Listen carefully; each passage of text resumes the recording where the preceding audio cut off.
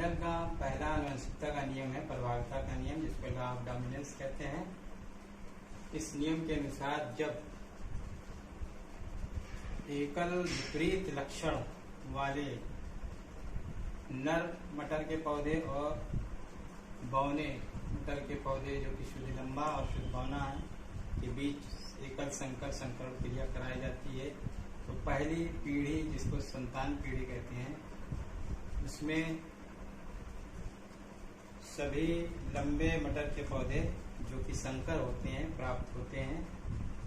लंबापन जो पहली पीढ़ी में प्रकट होता है उसको हम प्रभावी लक्षण कहते हैं, और बौनापन का लक्षण जो प्रथम पीढ़ी में दिखाई नहीं देता उसे अप्रभावी लक्षण कहते हैं।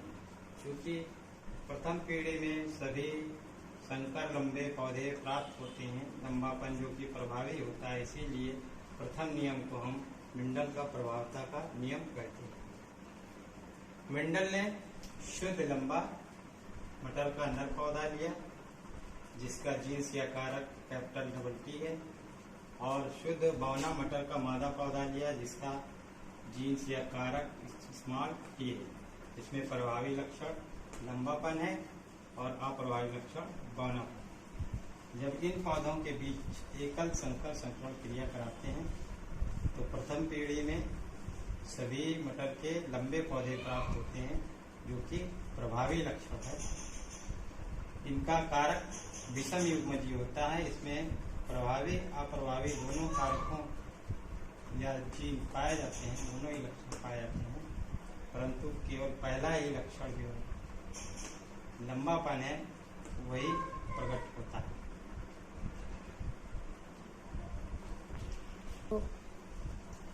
बच्चों में पृथक्करण का नियम जो दूसरा नियम आनुवंशिकता का, उसको पढ़ते हैं। पृथक्करण के नियम को युग्मकों की शुद्धता का नियम भी कहा जाता है, लॉ ऑफ सेग्रीगेशन या law of purity of gametes. इस नियम के अनुसार जब हम प्रथम पीढ़ी में जो संकर लंबे पौधे प्राप्त होते हैं उनके बीच जब नर मटर के पुष्प संकर लंबे और मादा मटर का पुष्प जो कि वो भी संकर लंबा होता है के बीच स्वपरागण क्रिया कराते हैं, तो दूसरी पीढ़ी में, दूसरी संतान पीढ़ी में, जिसको हम F2 जनरेशन कहते हैं,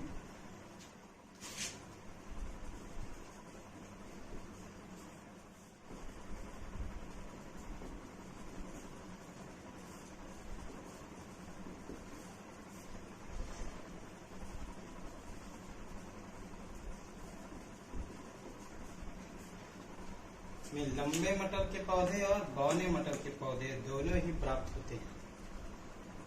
इनमें 3 लंबे मटर के पौधे और 1 बौने मटर के पौधे हैं। तो प्रथम पीढ़ी से प्राप्त संकर लंबे मटर के पौधों के बीच स्वपरागण क्रिया कराने पर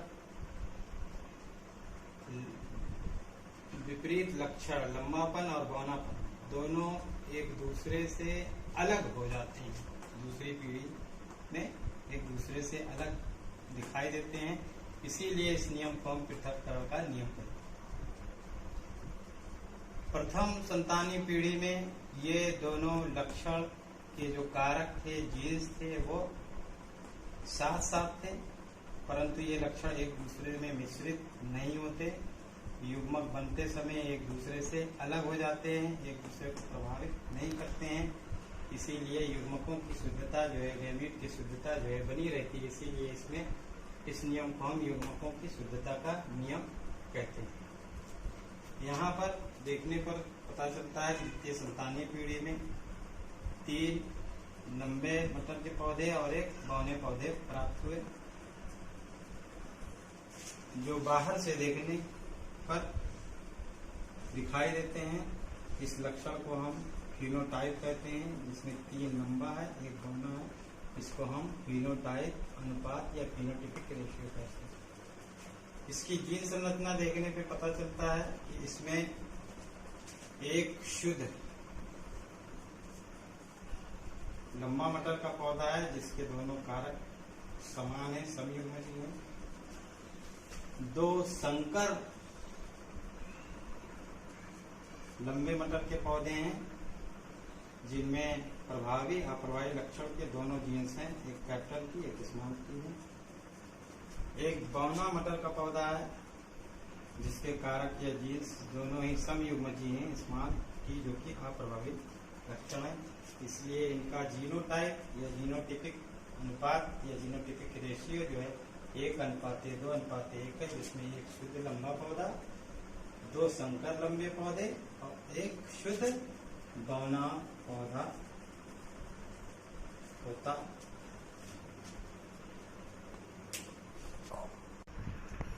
मेंडल का तीसरा नियम है स्वतंत्र अपरिवहन का नियम, जिसे लॉ ऑफ इंडिपेंडेंट असॉर्टमेंट कहते हैं। ये द्विसंकर संकरण क्रिया पर आधारित है। जब दो विपरीत लक्षणों वाले पौधों के बीच परागण क्रिया कराई जाती तो प्रथम पीढ़ी में संकर पौधे प्राप्त होते हैं जो प्रभावी लक्षण वाले होते हैं। इनमें दो लक्षण जो विपरीत होते हैं वो